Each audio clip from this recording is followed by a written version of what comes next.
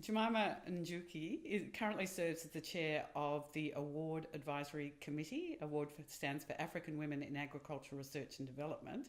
And Jemimah is a senior program specialist at Canada's International Development Research Centre, the IDRC, where she oversees a portfolio of agriculture and food security projects.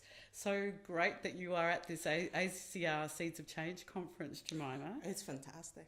Now, your paper, Lessons and Outcomes from Integrating Gender Across Agriculture and Food Security Programs, what are your key messages?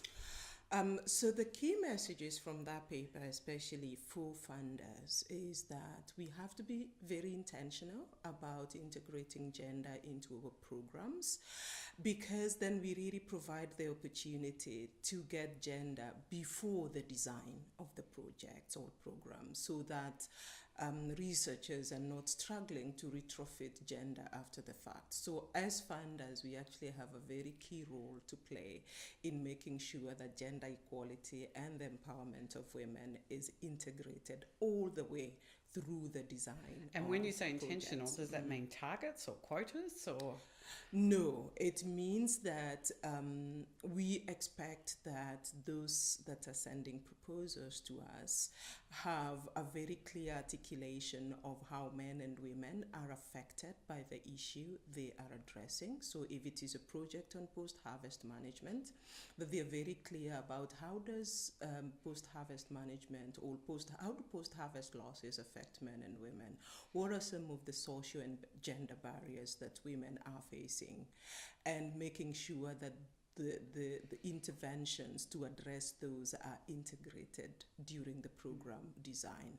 But it also does mean that we expect those projects that they also have teams that have women scientists, and they have teams that also have gender specialists as well working with them. Are there other key questions that should be asked to achieve successful outcomes?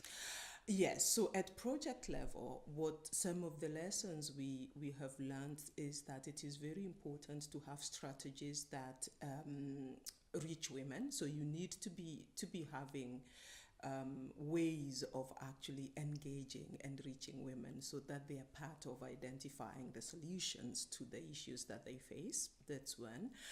But that the projects and interventions also have to benefit women, because we know there's issues around women's nutrition, women's income and participation in agriculture projects. So we also want to see women benefiting from these interventions in terms of better health, higher incomes from agriculture, higher engagement in agricultural markets. But more importantly, we also want to see results that empower women, that actually change gender and social norms, so that how society perceives women also changes projects that engage men and boys, so that we can change some of those gender norms. So those outcomes need to be measured, so we know that they are happening. Exactly. But you have to design for those outcomes. There's no point of not engaging men and boys for gender equality and then going to measure whether that has happened or not. So it's really all the way from how they design to how they then measure those outcomes. Why did you choose this career path personally? So I grew up on a farm in Kenya, in the rural areas of Kenya. And one of the struggles I always heard was how, even back then as a child, as a girl, I saw a lot of inequalities. So the girls in my home were supposed to go to the farm, but also be the ones to cook, to look for water, and so on. While the boys had a whole set of different tasks, so as they're doing homework, you're cooking and fetching water. So the issues of inequality are issues that I have seen from when I was a child. And so when I then decided to take a career in agriculture, I knew that I was going to work on how to change some of those inequalities, how to make sure that we were changing the norms and expectations around boys and girls and men and women, and that we were also removing some of those barriers that affect women, that women could manage income, that they could have ownership of of land. I'm so glad. If they are working the land, then they should. I'm so own the glad you've land. chosen this Yes, career path. Yes, thank you. How important? Just finally, how important are conferences like this in making change?